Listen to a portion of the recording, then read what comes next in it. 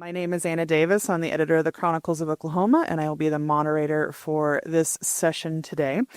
We do ask that when we get to the Q&A part of this panel that you wait until we get the microphone to you. That way when this goes online, we can hear your question nice and clear. So I'm going to present your presenter today, and then he will take it from there. Dee Cordry is a public speaker, author, and historian. He is an expert on Cheyenne and Arapaho history. Cordry is the author of Children of White Thunder, Legacy of a Cheyenne Family, 1830 to 2020, privately published in 2022. This book was a finalist for the 2023 Oklahoma Book of the Year. So if you would please join me in welcoming Dee Cordry.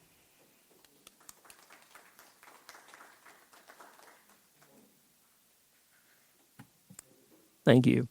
It's nice to be here, and I think you'll be interested in this. The Sand Hill fight, a book has not been written about the Sand Hill fight before. It's been mentioned in other books. I've been real interested in it because it took place at a location out here by El Reno called Darlington, which was the Cheyenne Arapaho Agency headquarters. And as I get into this, I think you'll see what makes this particular incident unique. So let's just plunge right in. Now, this is an old map, a survey map from 1872, and it shows the location of Darlington right here along the North Canadian River. And, of course, today, El Reno is right here. But this was the location as a Indian agency. And I want to point out a couple plans. This line right here is the military rows from the agency help supply right there almost to from the panhandle. And you see this right here? This is another road that goes to this spot right here. This is in 1872. We're talking about something that happened 3 years later. Now today, if you go to the Lucky Star Casino on Highway 81, right here, and it's on top of a hill, and you look over this way, well, right here is where Darlington was located. And there's a water tower there. Last time I was there anyway, it's still standing. And so that's a pretty good landmark is right here. The agency was right here. And let's zoom in a little bit more. And right here, you see a curve. And this used to be the route of the North Canadian River. And now over here, there was a flood in the 1920s. But, and here's a little bit closer. I'll share this one over here. So, keep this in mind. This curve, and if there's a drop off here of about Lake KT down to what used to be the root bottom. This is a map that was drawn by the military right after the battle happened. Now, that line that I just showed you more or less matches this right here. And it shows the sand hill right here in the middle of this flat area. So, and this is north. And this is the area that we're talking about. Now, this faint line, right here. I don't know if that's that road that was on that first map, but I think so. And now let's go to some of the people that were there at this time, at this particular point in time. You had Cheyenne and Arapaho, men, women, and children, including this person right here. And I don't know how old she is in this photograph, but in 1875, she was age 14, and she was a survivor of the Washita Massacre. And her friend over here, Ada Bent Burns,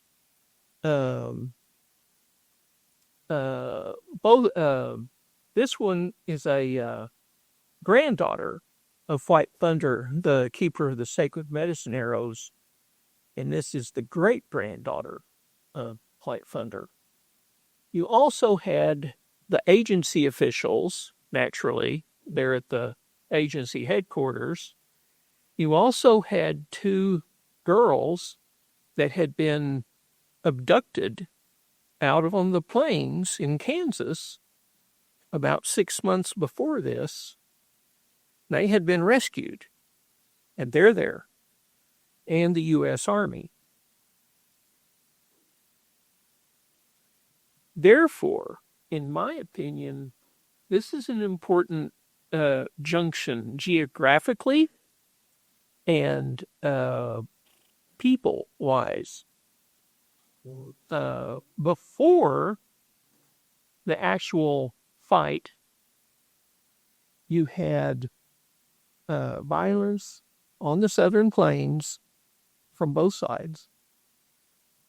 And then what they called the Red River War. And then I just mentioned the massacre of the German family, and that's their family name is German. And then in early 1875, the military was able to force the Cheyenne bands to come in and surrender. And when they got there, they were disarmed and their ponies confiscated. And there's at least one publication that uses the phrase poverty-stricken. And so these Cheyenne Arapaho men, women, and children were placed into a campsite that was described as a prison camp. Okay, that's before this event happens. During the event, prior to the actual fighting, those girls identified some of their attackers from these Cheyenne men that had come in and surrendered. And the Army began seizing these prisoners that they considered to be hostile war criminals. And then the battle happened on April the 6th, 1875. So that's about a month ago, 150 years ago. And there were people killed on both sides, men and women that I have found accounts of. There may have been children, and it hasn't been written about. Now that night, some of the men, women, and children escaped from that camp, and they fled northwest for northwest Oklahoma and then into Kansas. After this happened, the Army went after them. They found them, or at least one of the bands, in Kansas, western Kansas, at Sappa Creek on this date, which was just last week, 150 years ago. They attacked the camp and took no prisoners. Men, women, children. Some of them escaped, but maybe as many as 70 were killed and not buried. And then there's oral history that the Army piled up their bodies and they were burned. And then back at Darlington, those war criminals, what they consider to be war criminals, were being chained up and sent off to Florida to a military prison where they were going to be incarcerated as war criminals. So, Fort Marion? yeah, Fort Marion.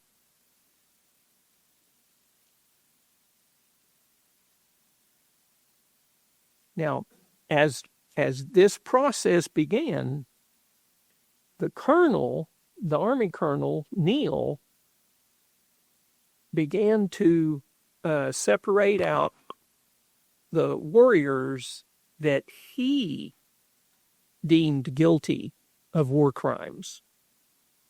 And these men were placed in the guardhouse or prison, not the Cheyenne camp, but a separate place. And there was also one woman.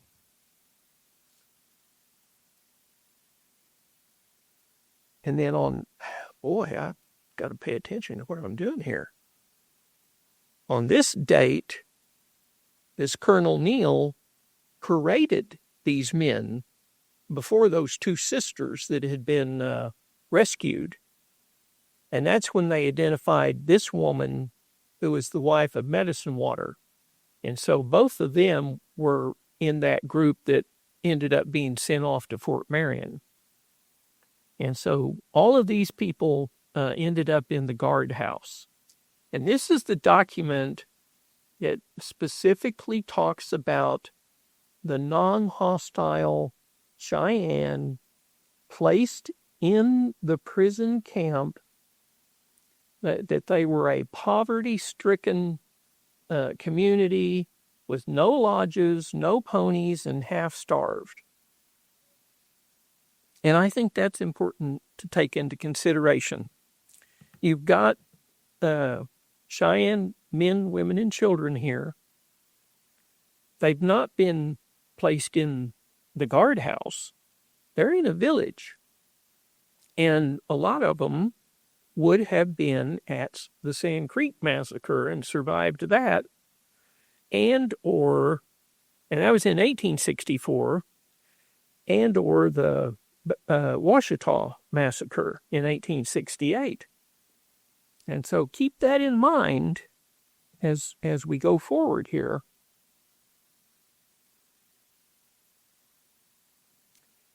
Now, this outbreak of fighting occurred on the 6th.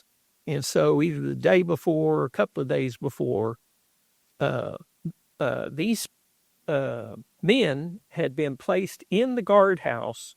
And these are some of those men that were placed in the guardhouse. David Penton Okerhater, and of course I just mentioned Medicine Water and his wife Moki, and also this guy right here, Henry C. Romanos, and one of his descendants is right here, Melvin. Raise your hand, Melvin. Melvin Romanos.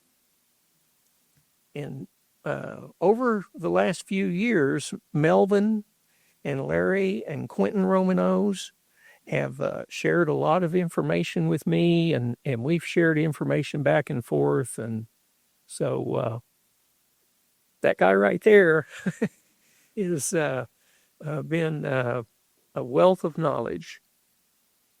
Okay. Now, there's differing accounts of how Colonel Neal chose the people that were going to go to Florida. And we know that he had a list of 33 names that had been accused and he was ordered to seize them. But I haven't been able to find that list. I know there was a list, and I know who prepared it, but I haven't found that list.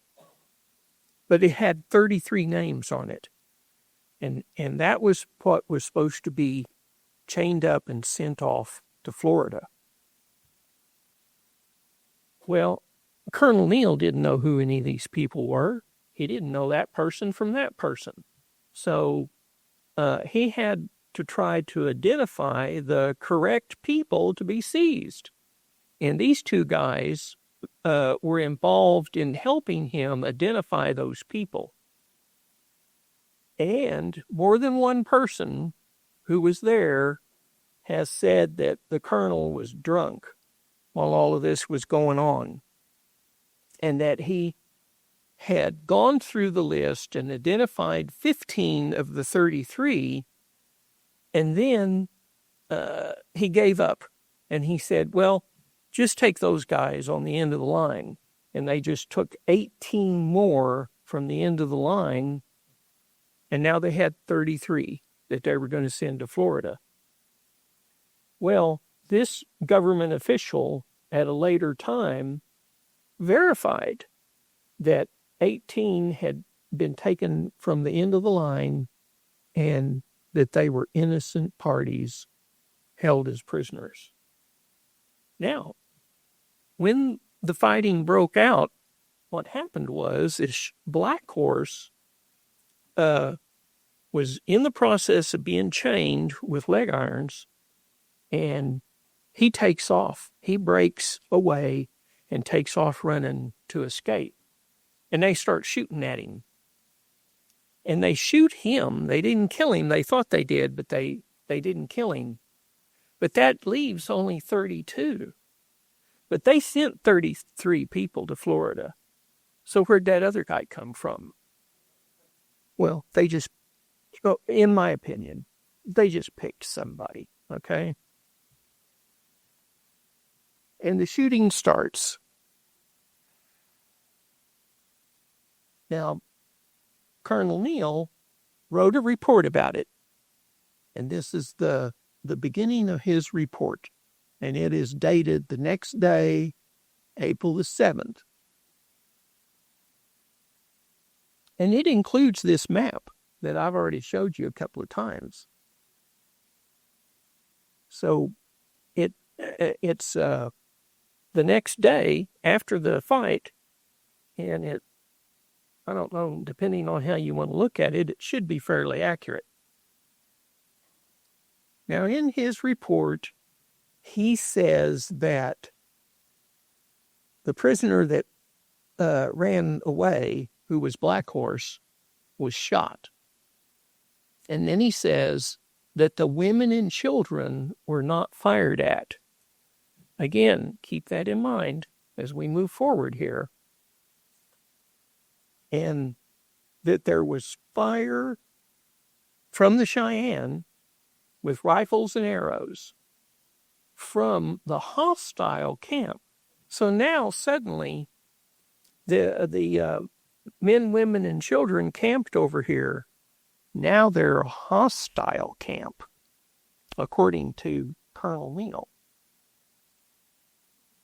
And according to him, there were between 100 and 150 Cheyenne warriors that had occupied a strong commanding position on an elevated sand hill on the south side of the North Fork Canadian.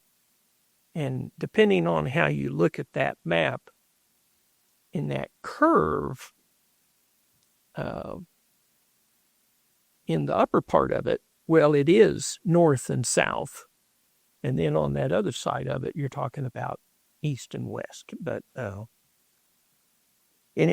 it is about 700 yards from the military camp there. So I've annotated this map a little bit. And here's that, what used to be the course of the river, and this curve here in the sand hill. And they had begun digging rifle pits on the south side of the hill.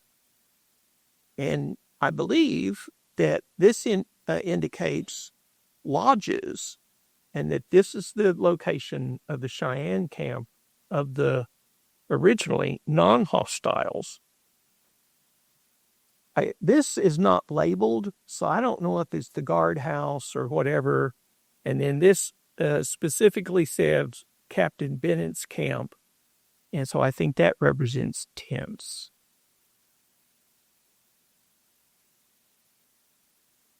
And then he goes on to say that a Gatling gun was brought up and opened fire at 400 yards. And he's drawn that Gatling gun right down here on the south side, and it is shooting north towards the sand hill and the rifle pits. Well, if they overshoot the target, where are all of those Gatling gun bullets going? See? Let's say that the Gatling gun is off a little bit. I guess they're real accurate and they're able to avoid this. But if they're just a little bit off, where are they shooting these guys? Their own people. And then I think this is extremely important that, again, these people, many of them are survivors, especially Cheyenne Bell. I mean, we know that she was a survivor from the Battle of the Washita. So here they are, and they're taking fire from a Gatling gun, unless all of the bullets are hitting this sand hill. So what do they think's going to happen? What do they think's going on? All they know is that the military is shooting at them again.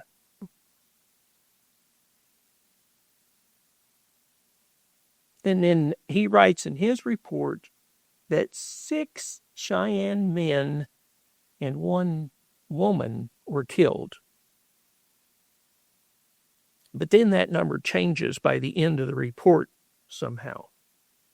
And that he had 19 soldiers wounded. And that the woman that was killed was unavoidably killed when the prisoner who had escaped was shot. Which would mean that when he escaped from here and ran towards the Cheyenne camp, they started shooting at him, and they hit him, but they also killed a Cheyenne woman.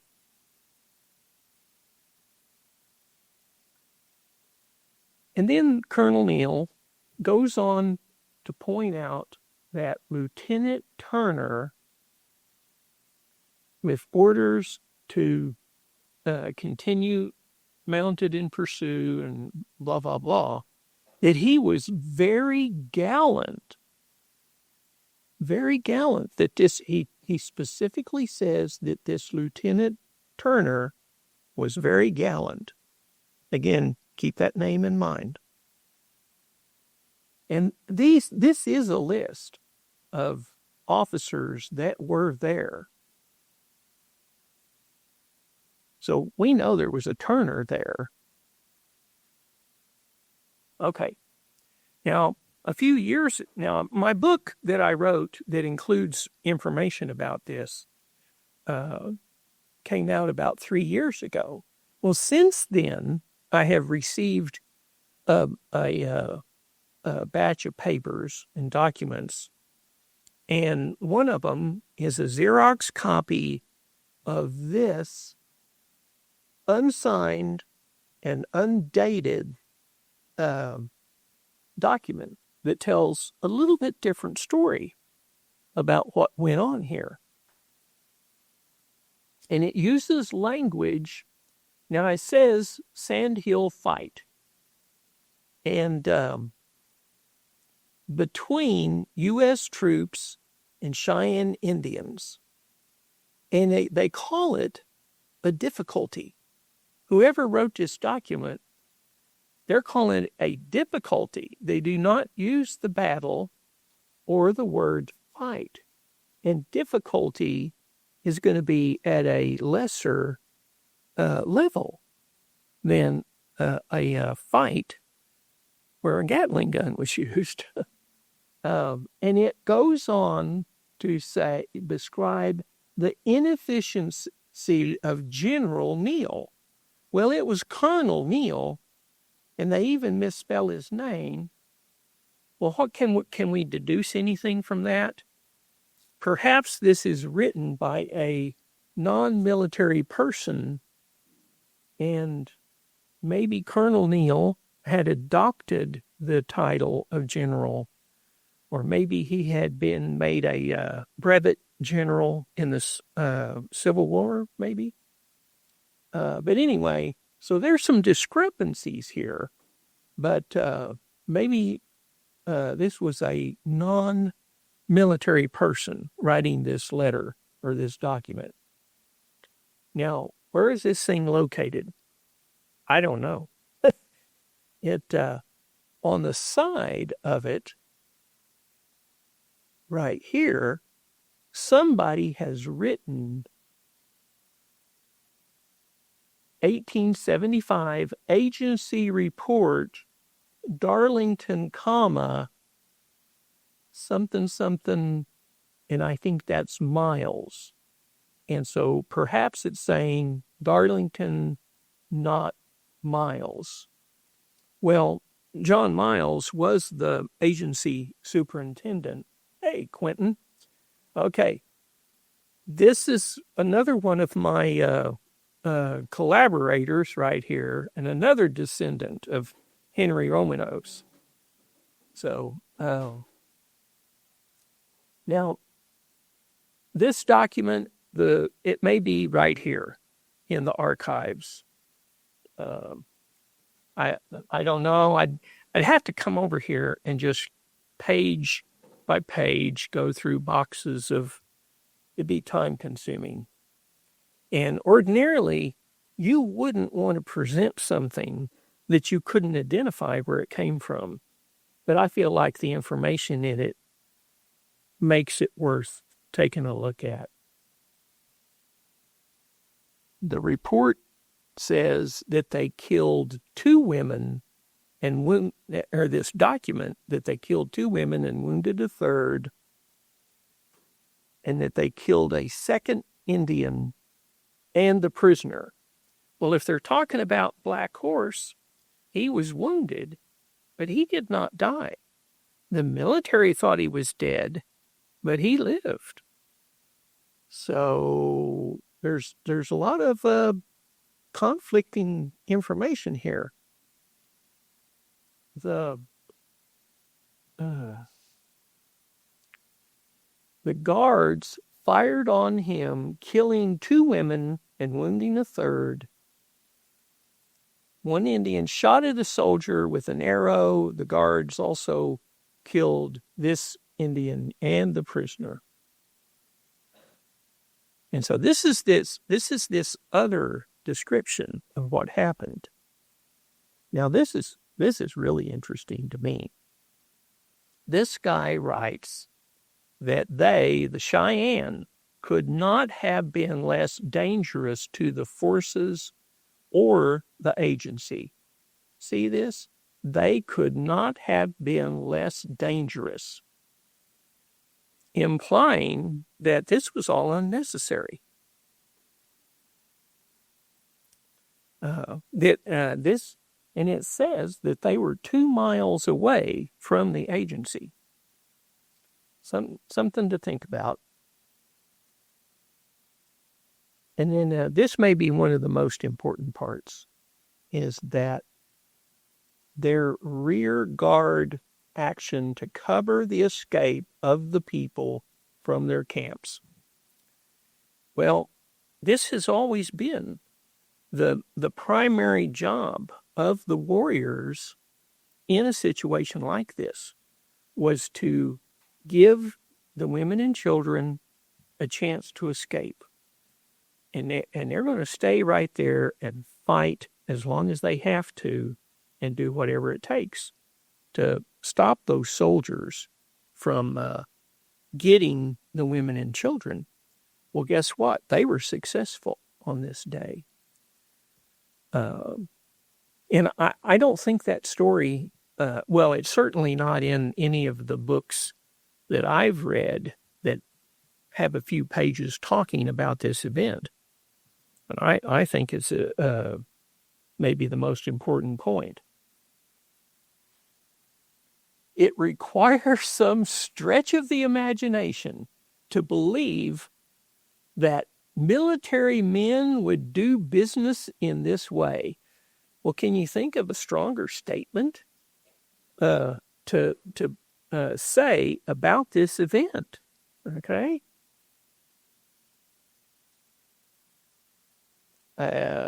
One Indian was killed at the Sand Hill, and after he had been dead all night, Captain Turner, of course it's actually lieutenant, but it says captain, with heroism, he comes back the next day and scalped this cold and stark Indian and took that scalp back to Darlington and exhibited it as a trophy.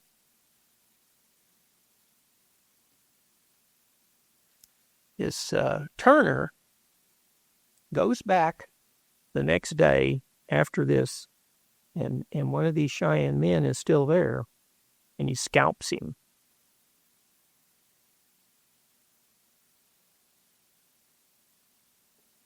Morning of the 7th, scalped this cold and stark Indian and carried the scalp to the agency. And then it goes on to explain that he stole the scalp, meaning that it was not his to take, because somebody else had killed this Cheyenne. Well, who has that? That's the Cheyennes' way of doing things. So how does that influence make its way into this letter? And I don't know the answer to that. And then it kind of sums it up at the end, saying that they should prohibit the practice of scalping Indians by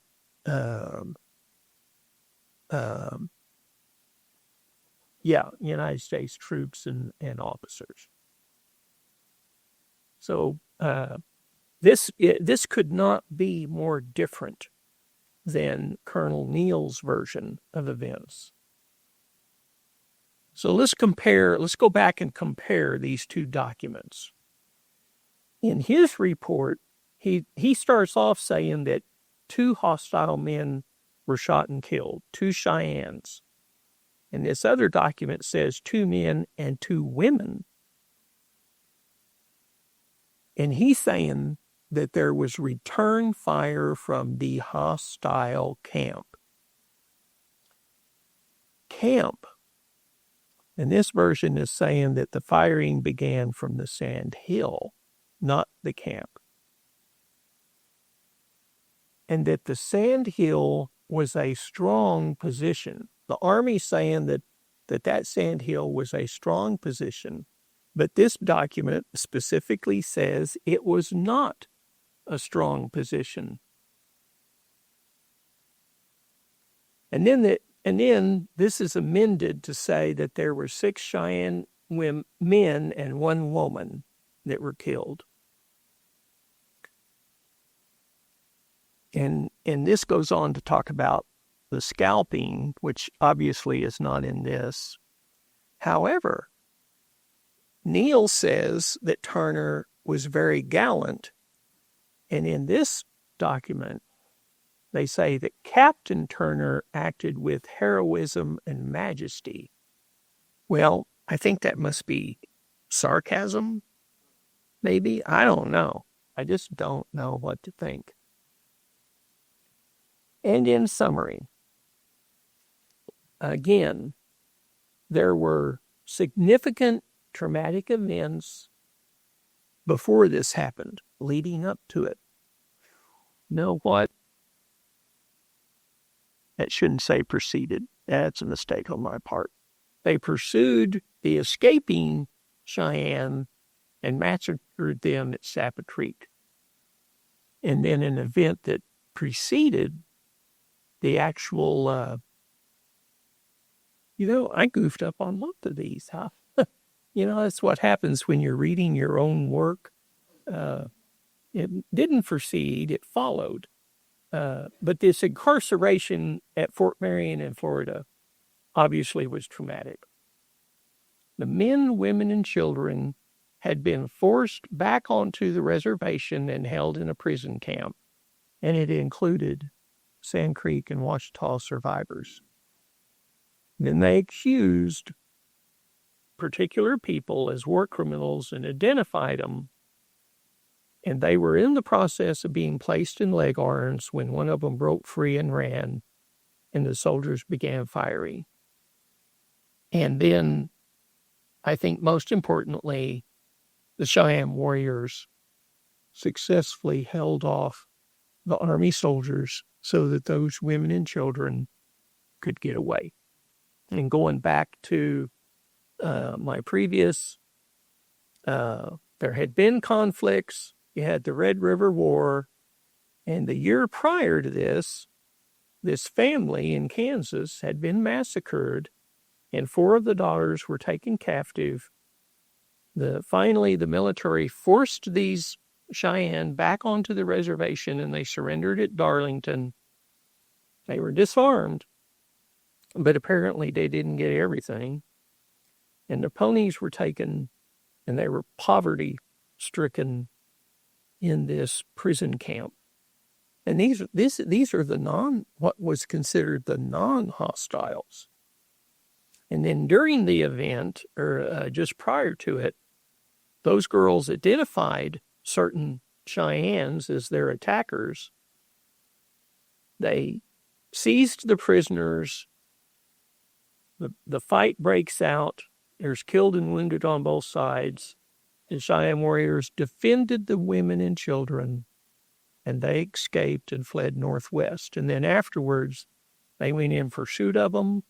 They caught up to them in Kansas at Sappa Creek, and they did not take any prisoners. Some of them did escape from Sappa Creek.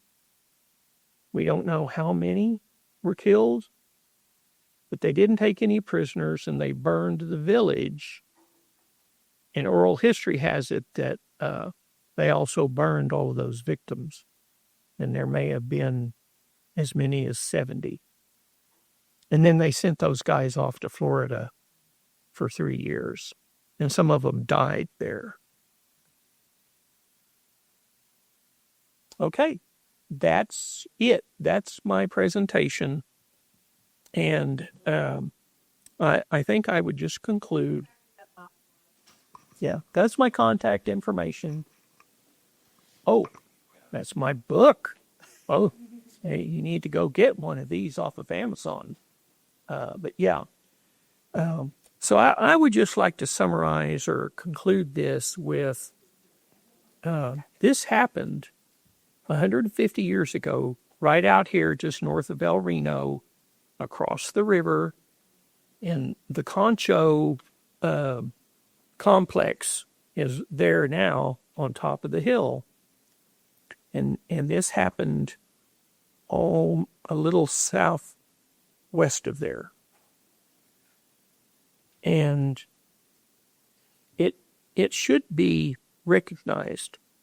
It's on private land, which is perfectly understandable, but it's not on the National Register of Historic Places. If you didn't have these maps to compare to, you might not know. And until somebody goes out there and does an archaeological study, which, since it's on private land, is unlikely. But if they found cartridge cases and so on, then that would pretty much nailed down that this is where it happened. So I think I need to quit talking and Yeah, if answer there's any, questions. hang on just a second. Let me get to you. Just to clear, were these U.S. troops stationed at Darlington, or did they come across the river from Fort Reno, which is right across? There was no Fort Reno yet. This is in 1875, and in the not Fort Reno, no, the agency wasn't established, and this reservation was established by presidential order, not treaty, in 1869. And by the time an agency was established, it was in sometime in 1870. But in 1874, during the Red River War, and some employees around the agency headquarters had been found killed. And the agency superintendent asked for troops to be sent, and they were. But Fort Reno did not exist at that time. And so I think that on that map up there where it says Captain Bennett's camp, I think that's where the soldiers were camped, was a couple of miles up the river from the agency. Did that answer your question? Yeah, he would have been the convert career. Yes. Yes. Yes, ma'am. Hi. I was curious if you knew who the private stakeholder is who owns that land, and if somebody wanted to pursue an archaeological project. I do not know her name, but I do know that over the years, one or two agency officials have spoken to her, and she didn't seem to respond to ideas of doing something. But I don't know if anybody's spoken to her in the last few years. So I wouldn't count it out.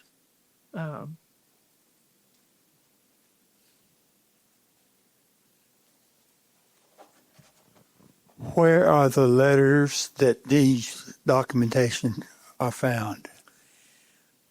I found them online.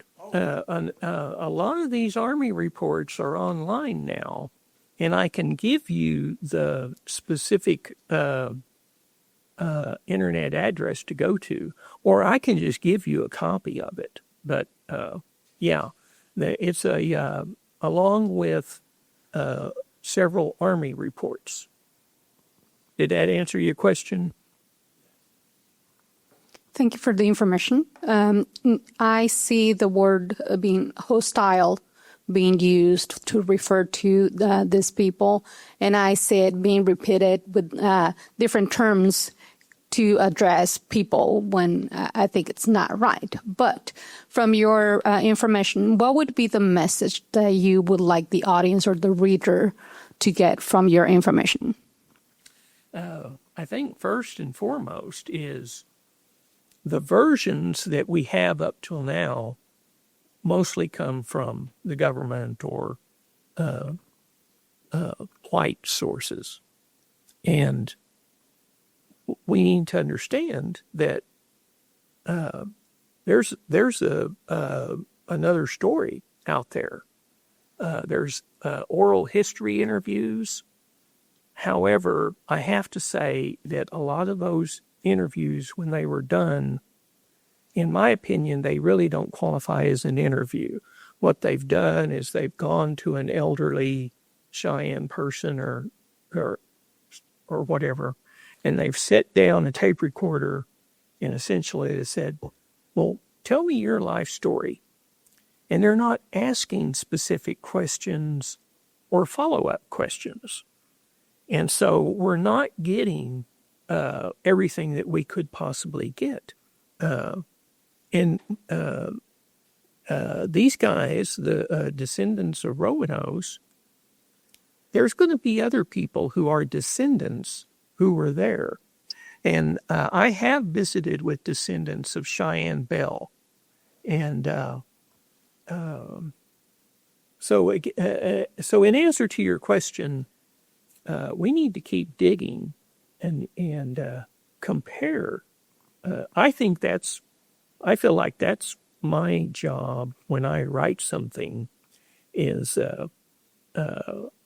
not to just repeat what I have found in several different books. Well, that's not a service to anybody. I want to find something new, like this second document. And I just about fell down when I started looking at it. So I think it's important that we dig a little deeper, I guess is the best way to say it. Does that answer your question?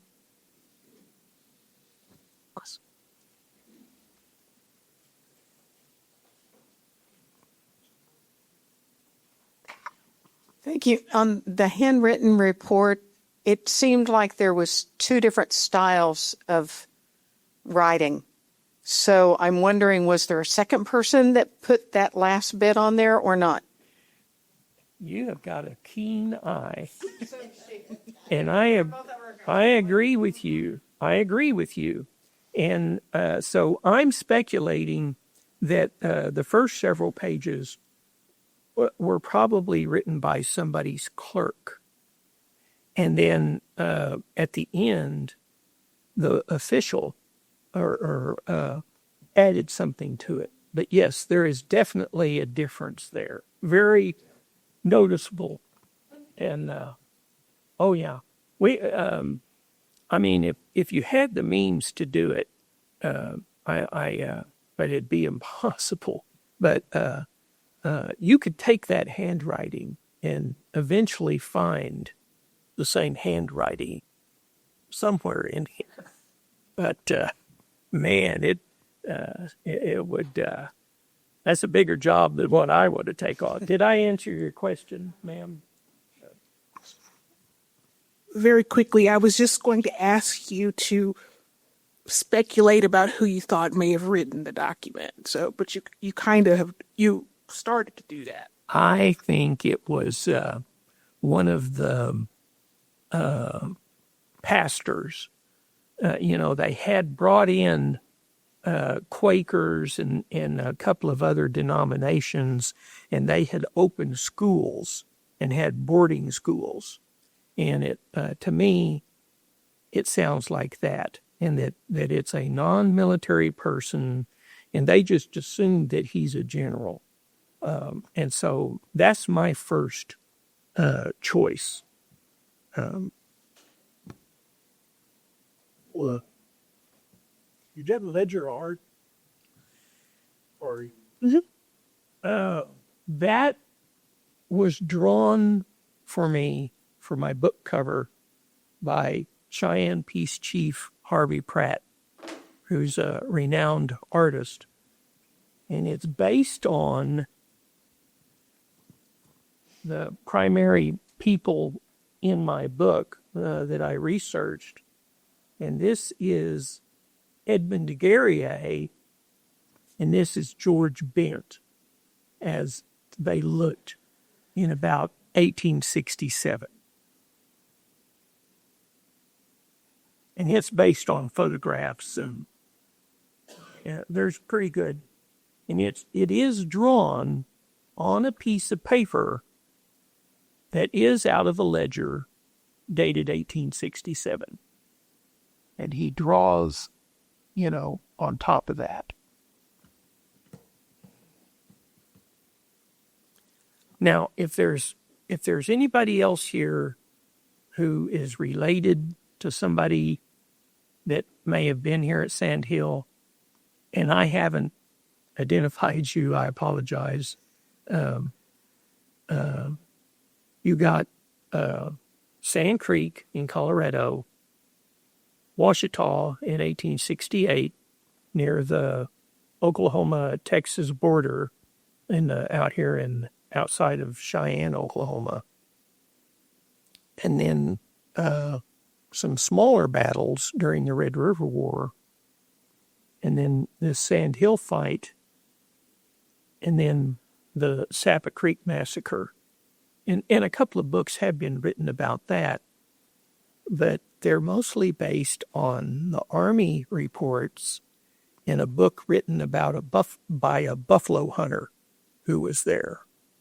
And so those accounts may be, we need more information. All right. Well, if you would... Oh, one more question. Quentin. Snuck it in. Quinn Roman knows, but Dee knows I'm always late, so I apologize. I grew up in Watauga, Oklahoma. My brother did. We graduated Watauga, 12 years. We knew almost nothing about Cheyenne Arapaho history. Knew more about the 5 civilized tribes, Trail of Tears, and what have you. And even today, we've got 38 tribes are tied to the land, and each of those tribes have stories, that need to be told. So I would encourage you to, every time you get a chance to, not just let the history teacher teach what's coming out of the book. Even that today is controversial if you pay attention to the news. But there's many stories to be told, many histories to be found. And I'm a Indian educator. I work for Indian education tribes and departments and what have you. And Oklahoma has the largest number of Native American students. It's approximately over 20%. 1 out of every 5 students in Oklahoma is Native or descendant from Native Americans. So a lot of rich history here. So I want to thank each one of you for being here. I really didn't know how much Dee's talk was going to attract. I thought, well, me and my brother might be the only ones here. So I'd glad to see that. But I only sent a dozen text messages to each one of them to remind them. But you get a chance to talk to history teachers to say, hey, are you teaching the local history of the local Indian tribe? It would be very interesting for you to know. And all we know is what's taught in school. I mean, a lot of Indian histories and, things that apply to my tribe, my family, I didn't know about. It wasn't taught in our school. So thank you. All right. Well, if you would give Dee one more last applause.